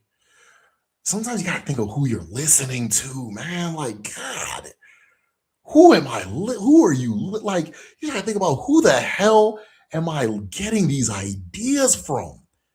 And would I actually trade? Like, be real. Would I trade places with this person? Even if they have more money than you, like, you ain't gonna enjoy it. I don't. Anyways, I don't know, bro. Like, just listening to just the like, what are you listening to? But yeah, I think it's the internalized savage shit. Uh, We're the noble savage, they're the not noble savage, vice versa, whatever order they choose to put it in. And yeah, just ignorance spreads, man. Ignorance tastes good to a lot of people. I think ignorance is like a personality type. I don't even think it's like a brain thing. Like it's so it's like you'll meet people who, when they start talking to you, everything they're saying is just fake.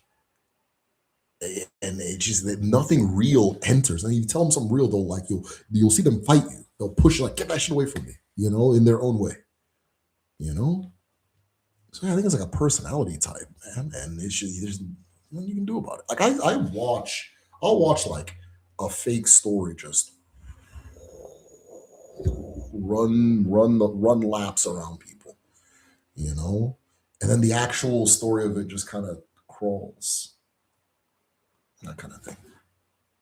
Maybe that speed is exciting to people or whatever, but I've seen it pop up and move around. I've seen fake ass propaganda come up and move around real quick, you know, and how well it moves and fast it moves and that kind of thing. I'm inclined to think it's deliberate, but I think that's also like a glitch in my own thinking that I need to let go of, right? I don't think it's intentional. I think it's like a personality. I think there's a certain personality that's likes fake, negative, self-destructive nonsense, and they don't like the other. They just don't like the other shit. You know, a lot of people come to history for entertainment, which is okay until that's the only reason you're here, just to feel some nice, feel something good, right? Then if you hear something real, get that away from me. You hear something just nonsensical and loud, all right, that's what I'm here for. And I think that's where the ignorance as a personality comes from. Uh, but yeah, it really does sound like these ones are the noble savages, and I'm not one of you. I'm not one of you African savages, right? Well, that kind of thing. Yeah, that black term. When you start, well, like, what the hell is that? What the hell is that? You know what I mean? Like, okay, all right, dude. Y'all, you can have it, dude. We're Africans. We're Africans, right? It's ingrained in my vocabulary because I've used it my entire life very proudly, right?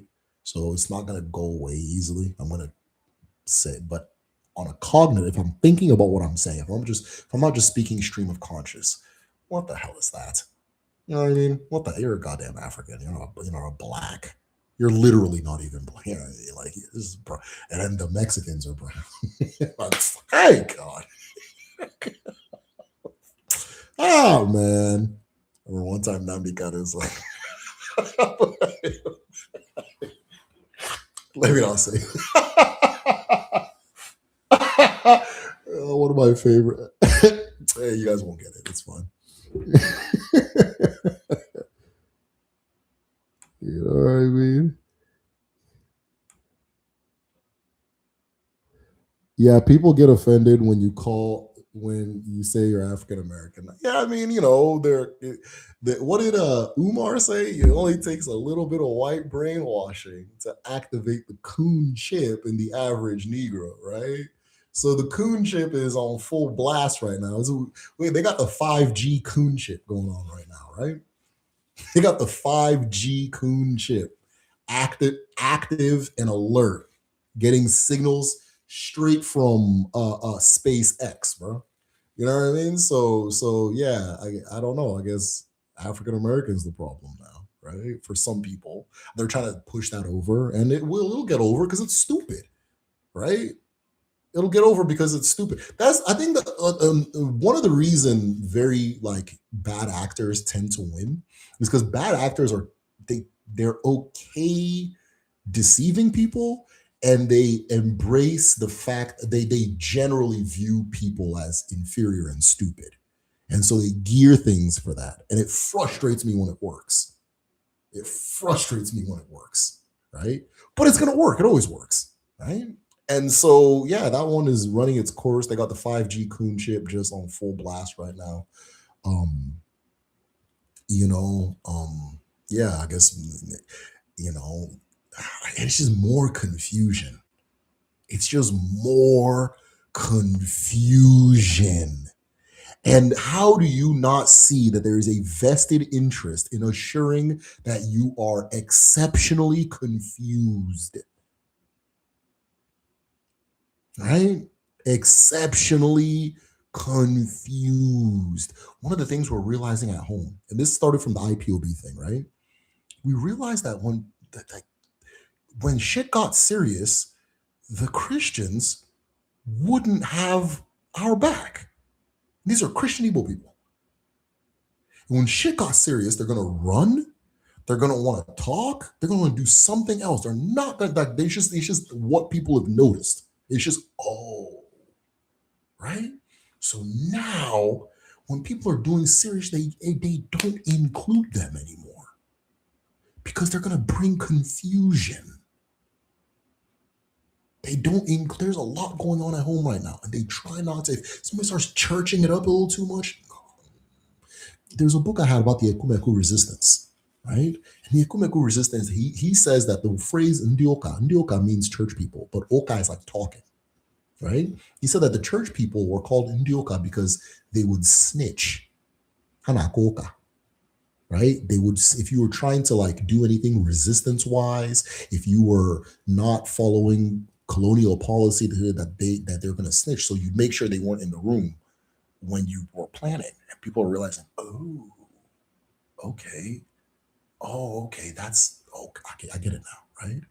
But you come to America, right, and it's just like, how are we gonna have a situation? It's the reason I'm drawing the parallel is because for some reason everybody be moving this direction. They just want to pull this way for some reason, right?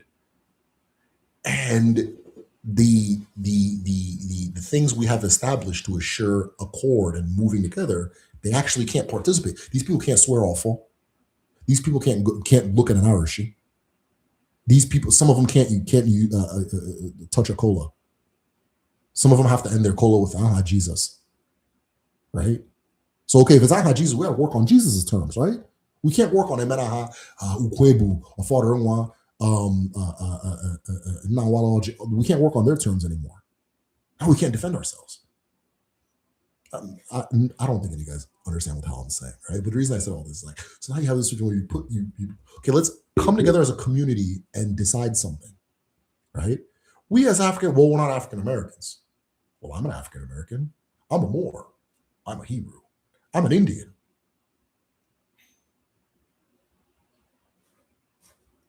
Table it. Well, let's meet again next week. All right. So whichever one wins in the argument, just make sure everybody's on the same page. Yellow food is crazy. It's a flex. Self-hate preference for anything but Africa. It's from egregious racial terrorism experience, and after 100%. I'm not blaming anybody. I hope nobody thinks this too. I'm not blaming it. We're all in this boat. We're all in this situation. Like I said, back home, where we have less excuse to be on this stupid shit, you'll see little stupid things popping up, that kind of thing, right? The governor of Anambra State made it illegal to go pray by a river. Right? So yeah, we got stupid. It's a global thing, but I don't know. But how do I put it this way? Let me leave it alone. It's a global thing, right? And I see it here, I see it there, and it's just like, how do you get these people that think different from me, right? That they think different from me on both continents. They just think different than I do, right? So sometimes I'll try to explain it the way it makes sense to me. It's like, oh, okay, that's not how it enters this person's head. But you come with some stupid shit, right? Bing, right? So I'm trying to find, maybe I need to find messaging, how to talk to a goddamn ignoramus on their terms. Because the people that don't mean well, I think they've mastered that. They're good at it. You know? So yeah. I don't know. Or maybe I'm wrong. If I was Rick, I'd be black again and again. And why wouldn't you be? Why wouldn't you be? Why wouldn't you be? No, not you.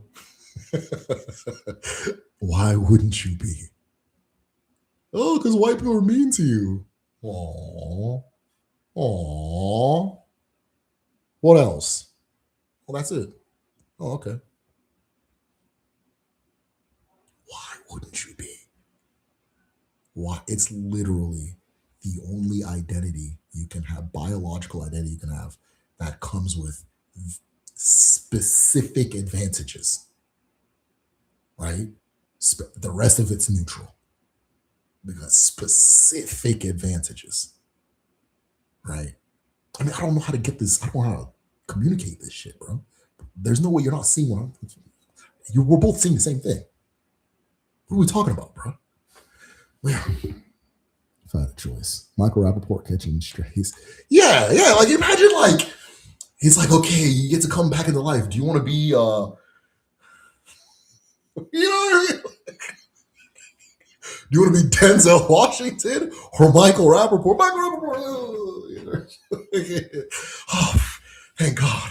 You know, I think that's backwards. I think that's upside down, and I don't think Michael Rappaport would make that decision. But a lot of you guys would. Not you guys in the chat. Maybe some of the you guys that scroll by this video, right? A lot of you guys would make that weird ass decision, you know. And I don't get it. I don't get it.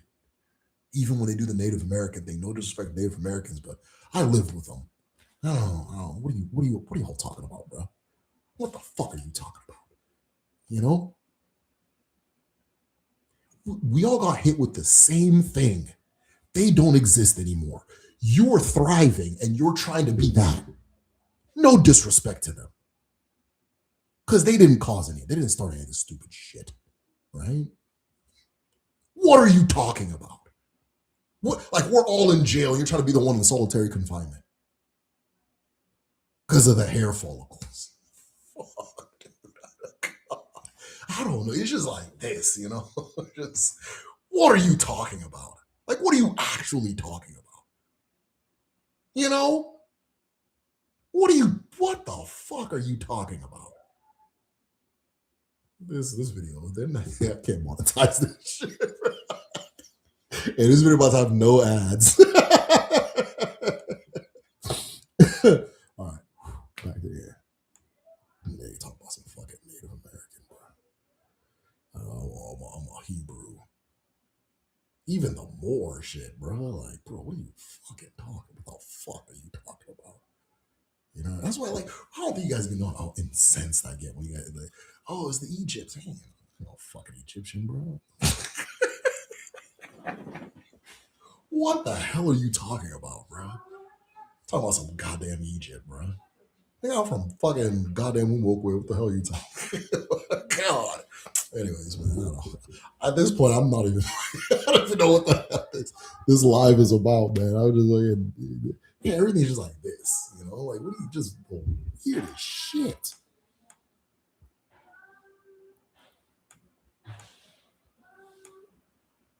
Looks like a walking infant. Right. There's a lot of places in the world where he looks pretty normal. There's a lot of places in the world where he looks like a normal guy, you know? What concerns all you with Jesus? My sister, I don't know. I don't know. I don't know. I don't know what's up with these people. I don't know. I don't get it. I use black and African interchangeable. Yeah, same. But I'm trying to get rid of black from my vocab. That's just, I'm like, okay, yeah, this is one of the sources of the confusion. This is one of the sources of the confusion. And people say some stupid shit like, I wasn't born in Africa. Bro, half the Asians you know were not born in Asia. But yet they're still Asian, ain't they? Isn't that crazy? What are we doing? You think half the Indians you know were born in India? Half? Doesn't stop them from being Indian or Asian, whatever we want to call them.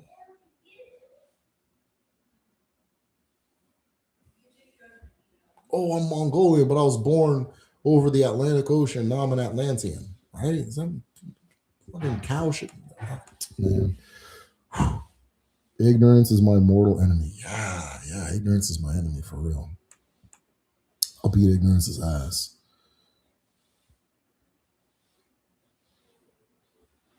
What the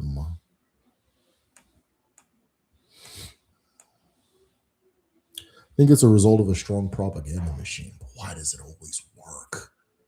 Why does it always work? You know that Charlie Brown where like Charlie Brown's gonna kick the ball and then Lucy pulls it and Charlie flips over and you're like, oh, it's a little gag. You know, it's a little gag they do. That's just what that's the world. That's the world. That's what it is. That's the world. And then Charlie Brown shows up again. Hey, you want to kick the football? You're gonna pull it. I'm not gonna pull it. Whoop. Why does it always work? It's not even clever. Like it's not even clever. Oh, it's 2025, 2026. The only continent with a growing population is Africa. The continent with universally the fastest growing economy is Africa. The fastest emerging cities, fastest growing economies is Africa. Every critical resource we need is in Africa. And all of a sudden, this wave of shit. You're not from Africa. You're not from Africa. You're not from Africa. You're not from Africa. You're not from fucking Africa. You go to that Breakfast Club interview with Dapper Dan where he's like, yeah, we got really into Africa in the 70s and went there and like the FBI started asking us questions when we landed, like, what are you doing here? Nobody can. Why am I the one that hears that? It's like, okay, that's weird. Everybody's like, right? Right now, the thing to do is be linked with Africa. Just period. Just period. You don't have to fucking agree. You don't have to agree. The thing to do, if you want to have a thing going on in the next 100 years, is have some type of link, and all of a sudden, this wave of fucking nonsense. Wave. That's not organic. I don't think that's organic. Shit, you go to it's like a lot of lives. 13 people, 6 people, 4 people, 9 people, 21 people, right? But there'll be 400 of these rooms. There'll be like 100 of these rooms with 13 people, 6. You know, let me stop talking about this. I'm about to hit 6 and 13 people. I keep going, you know.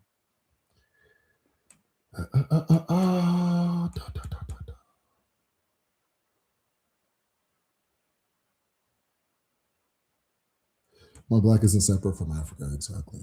It gets muddy though. It gets muddy though. Right? It gets muddy. All of them says well, right?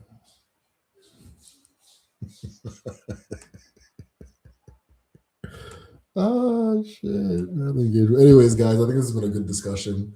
You guys just made me create a live that I can't monetize. So